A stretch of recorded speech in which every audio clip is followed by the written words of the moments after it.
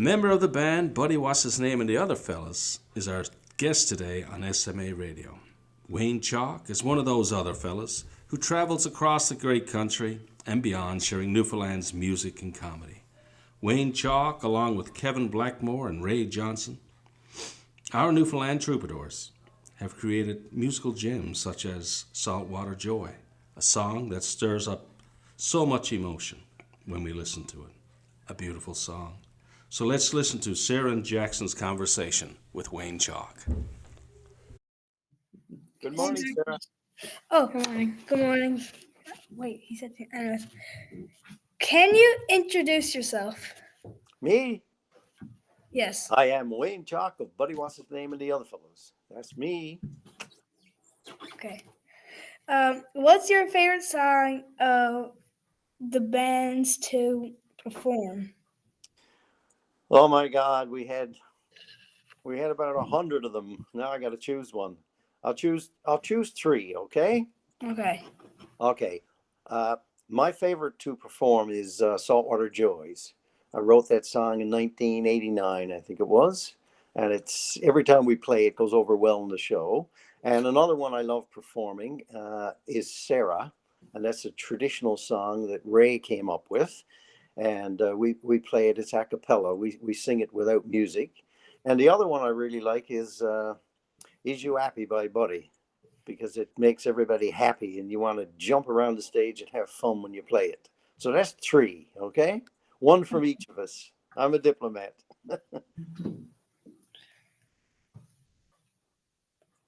Where is your favorite place you've been on tour? What was that question? Where's your favorite place you've been on tour? Oh my, many. Because we did this for 37 years, and over that 37 years, we played in around 360 different towns around Canada. But if I were to choose one, I wouldn't choose one. Again, I'll go with three, okay? Fort McMurray at Keano Theatre, we always had an amazing response up there. Sometimes we would do 6 to 7 shows in a row, and they would be all expats. These are Newfoundlanders who moved away for work and so on and so forth. And the response would be wonderful. It would be really over the top, and we'd feel like we're home when we did it, right? And also too, of course, St. John's Arts and Culture Center, we always had a wonderful response there, and that's 1,000-seater. And sometimes we've played 12 nights in a row there. We've done 12 shows there. So that's two places. Also, too, Centerpoint Theatre in Ottawa was another place where about 1,000 seaters, and people would just go crazy there. Newfoundlanders would buy up the tickets first, and it was just a great place to play. So that's three for you. How did the band get started? How did we get started? Okay. I was a teacher, Ray was a teacher, and Kevin had just moved to town a little bit earlier, and he was tuning pianos and doing an occasional booking himself and doing odd things. And so at one point we decided to play some songs together just for our own personal enjoyment. And first time we did it, we had so much fun that we decided to make this a regular thing. So every Wednesday afternoon, we get together for an hour and a half after school, because Ray was an art teacher and he had a big art room. So Wednesday afternoon, we'd put our instruments in there and get together for an hour and a half. And we started to sing other people's songs. It just, it was just fun playing and singing. And then after a while, we start throwing out our own ideas for songs that would be original, and then we started to write foolishness and songs and tunes and everything, and we were having so much fun at it that occasionally we'd open the door and there'd be students and teachers and other people out in the corridor just laughing at what we were doing. Eventually we got asked to play for an assembly, and then also a little bit later for a fundraiser concert. And we did a couple pieces there, and when we went on stage it felt really good and we got a good reaction.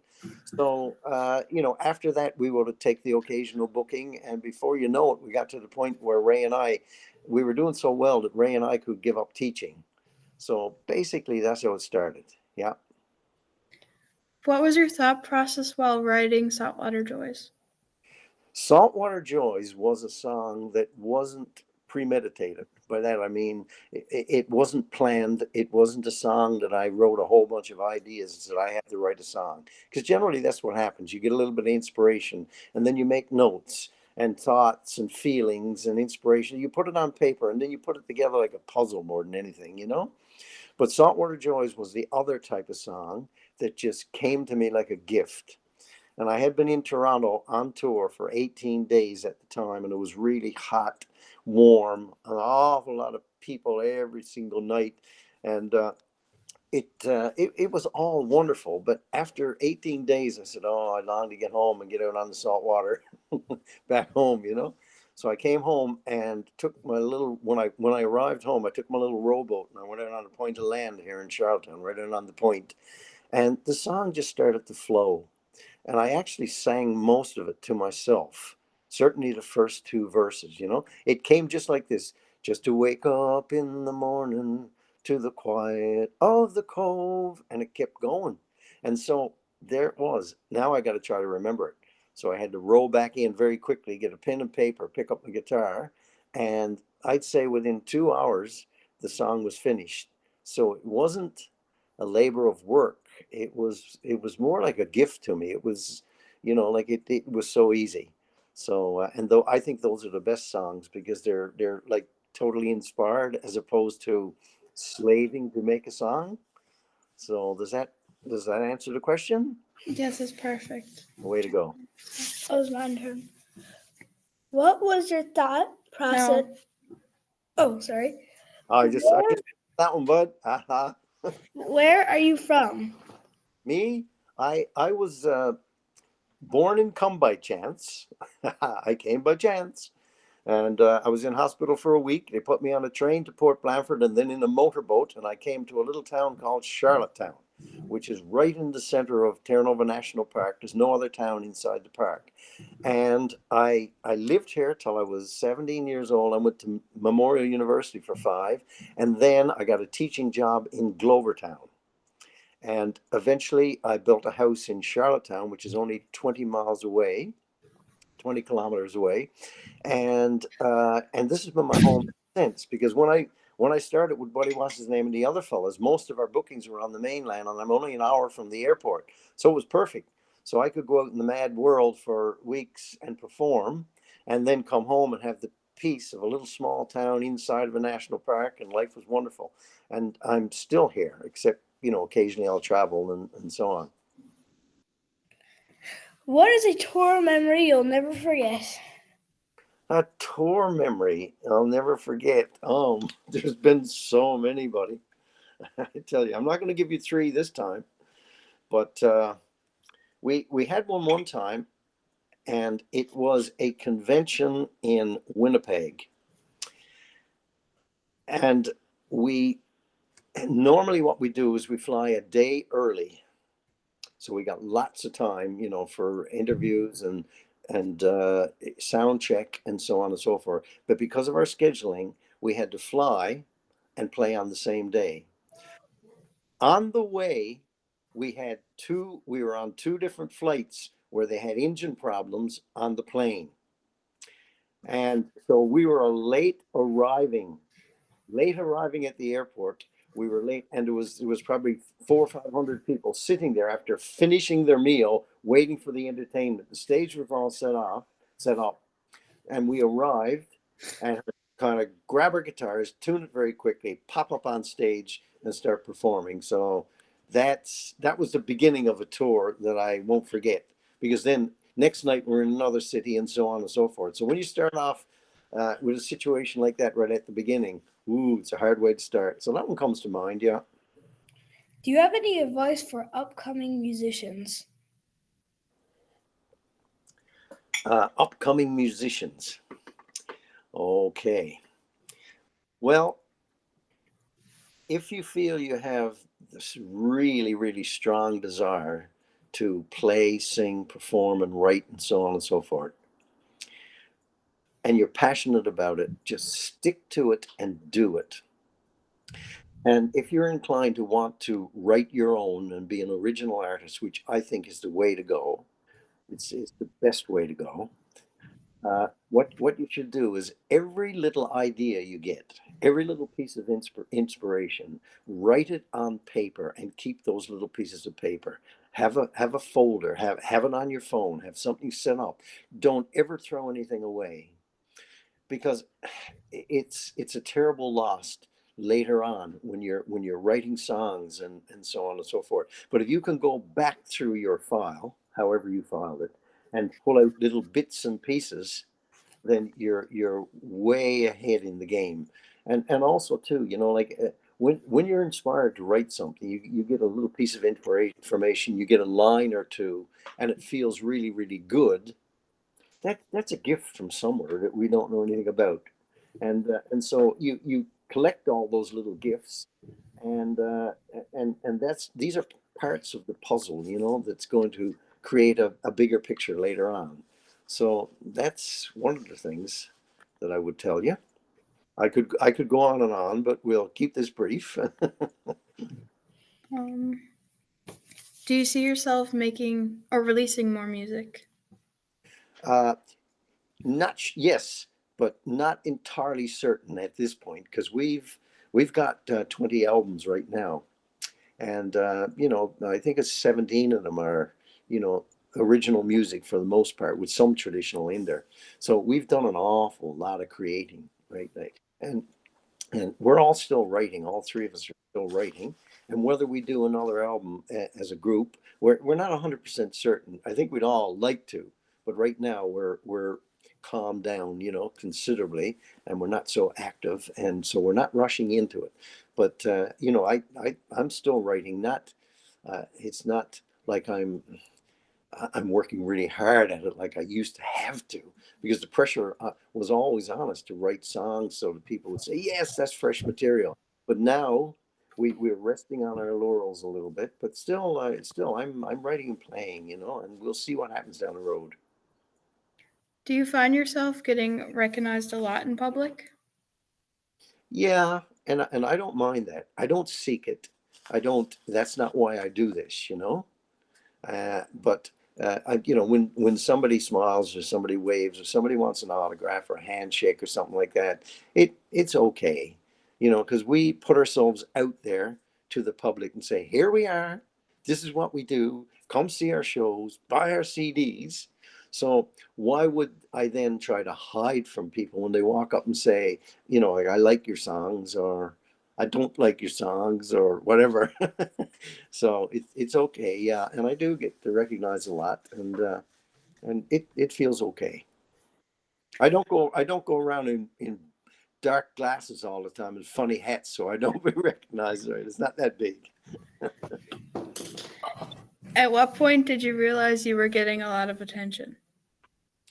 Uh, I guess in the first few years, the first 3 or 4 years, that sort of thing, you were always hoping that radio people would call you for interviews. They would play your music, and you hope that TV people, media people, would call you so that people would recognize you and the songs that you do, so that the phone would ring and you would get bookings and you would get sales of albums and that sort of thing.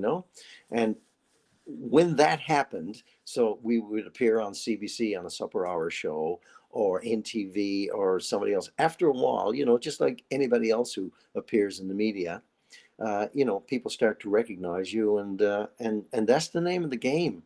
Because if you've got a gift, if you got a gift, or if you got a product, or you've got something that is meant to be shared with the public, and you really want to make a living at that, then that is a very important thing. So if you're a Newfoundland artist, an artist anywhere, you have to promote your material. You have to find ways to hook people.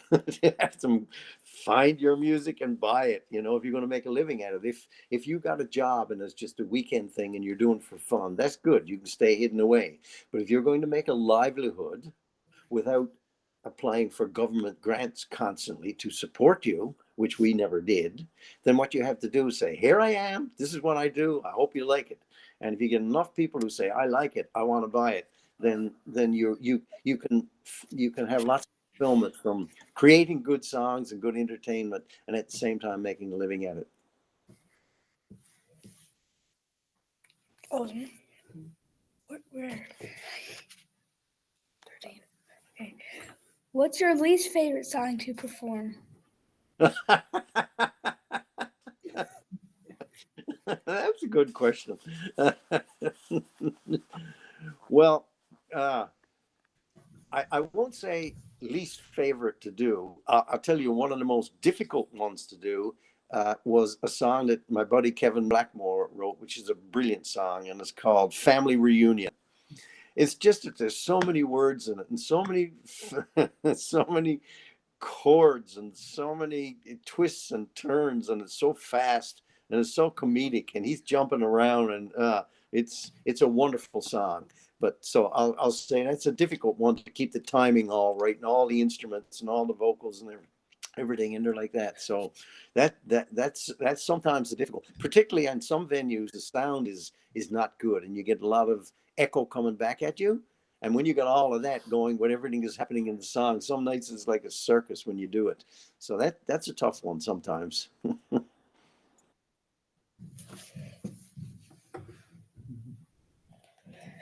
What are you? What? Oh, sorry. What are your responsibilities with the band? Oh my, there's a few, because we're self-managed. There was a time when we had an agent in Toronto that did bookings and everything for us, and we had a lot less to do as band members.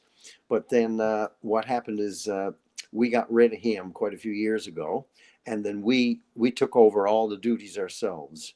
So Kevin did all the booking and tour arrangements and things like that.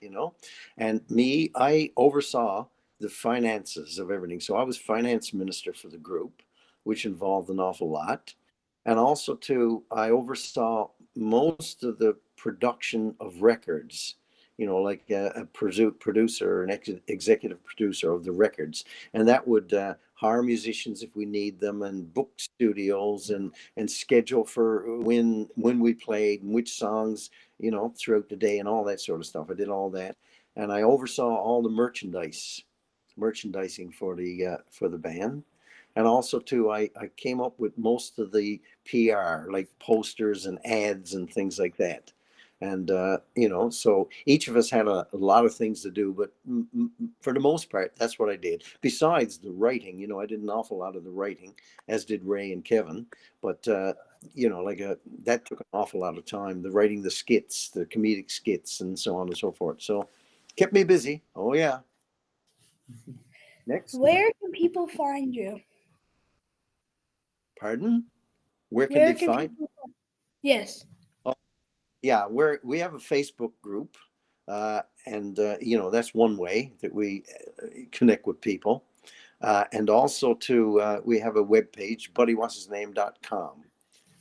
So over the years, that's for the most part, that's how we're hooked up. Would you ever think about leaving Newfoundland to live somewhere else? No, I've traveled the world. I've been around. I've been to probably 20 or so countries, right? And enjoyed my travels and so on and so forth. But no matter where I go, the time comes after a short period of time when I want to be back here. And there was a time in the '90s when people that we were working with really wanted us to move to Toronto, because a lot of our bookings were out in Western Canada. If we lived there, then it wouldn't cost so much for us to travel around. But we didn't even consider that. We no way. We're not leaving Newfoundland. So we would go for 10, 12, 15, 20 days and then come back home. And so no, unless some queer, strange circumstances arose, this is my home and this is where I'll stay. You wrote Saltwater Joys, and every time people listen to this, they get emotional. So, what do you think this is? Why do you think that is? It's a good question, and I think it's because they have a deep sense of home. They have a deep love for this place, like people all over the world. Like an awful lot of people just love where they're from. It's their home and so on and so forth. But I think there's a deep special affection for this place. And when a song like Saltwater Joys is played, there's a feeling evoked in them. It touches their heart in some kind of special way that makes them feel, yes, there's other people too that don't want to leave this place, that this is all good. And I'll tell you this quickly, there was a period of time when I was playing in Western Canada. We would be playing Fort McMurray or Vancouver or somewhere, and I would, at the end of the show, I would sing Saltwater Joys, and I'd see tears dropping down people's face, and they'd reach and hold each other's hand and everything, and I started to feel really sad. So I said to the boys, let's take Saltwater Joys out. I'm finding it tough, like it's emotional. I don't know if I'm making them happy or sad. So we took it out for 2 or 3 songs, but we had to put it right back in because people came up after the show and said, it was a wonderful show. However, you didn't do Saltwater Joys. And then I started to ask people, I'd say, but, like I felt like it's making people sad, who are not back in Newfoundland. And they said, but we want to feel that. We want to feel those emotions, towards Newfoundland and so on. So it went back in the show after 3 or 4 nights, and it's been in the show ever since. So we end just about every show with it, right? So there you are. And your question, Jackson, you wanted to ask him earlier? Anything else? Oh, wait. Yes, go ahead. Okay. Can you on the Saltwater Joys one? Yes. Can you sing a little bit of Saltwater Joys for us? Just to wake up in the morning to the quiet of the cove and hear Aunt Bessie talking to herself, and to hear poor Uncle John mumbling wishes to old Nell. It made me feel like everything was fine. Sing along. I was born down by the water. It's here I'm gonna stay. I search for all the reasons I should go away, but I haven't got the thirst for all those modern day toys. So I'll just take my chances with those saltwater joys. How's that? Perfect. Can I ask one more question? Yeah, go ahead. Go ahead. I Oh my god. don't know. Can I though? Yes, Jackson. Oh my god. Can you say hi to my Nan and Pop? Who are your Nan and Pop? What are their names? Alfred and Marguerite. Alfred and Marguerite. Hello, good morning, and I'm honored to be interviewed by your son. It's your parents, isn't it? No, it's my Nan and Pop. Your grandparents. Okay, you have a wonderful grandson there. I think he's going to be a host on CBC someday. Thank Okay. you. Okay, thank you. We really appreciate it. Okay, well, great. It was nice talking to you, and I hope it all works.